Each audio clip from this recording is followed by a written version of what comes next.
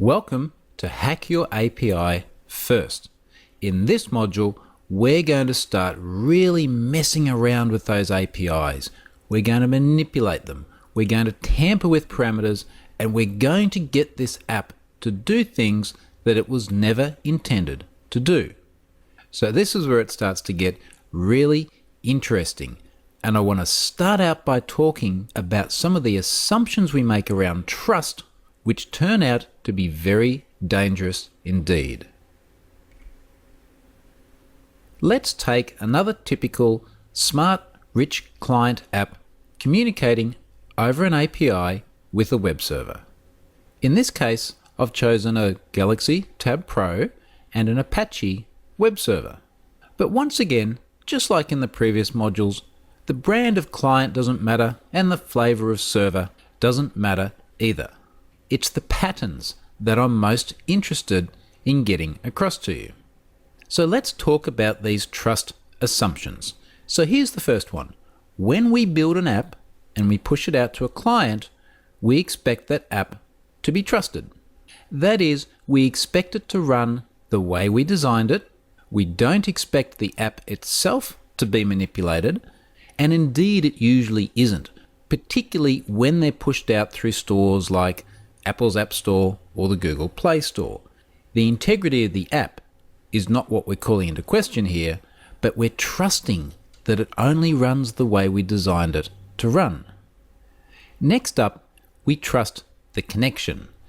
Now we may implicitly and naively trust it, or we may do a good job of our transport layer protection, use HTTPS, and come to the reasonable conclusion that the integrity of the transport layer is good.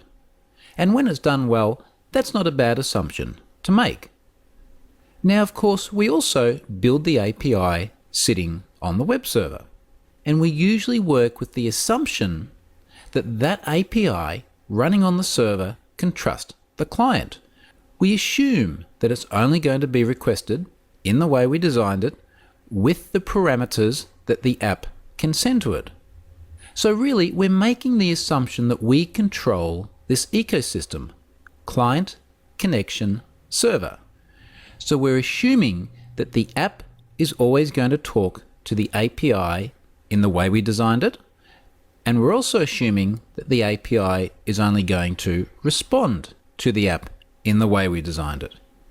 Now let's bring another variable into this picture. What happens when we sit the attacker here?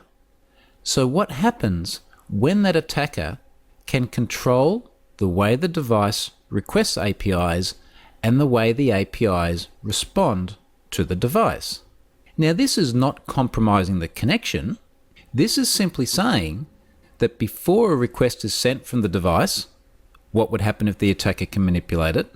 And after that request is processed on the server and a response is sent back, what if the attacker can modify that response?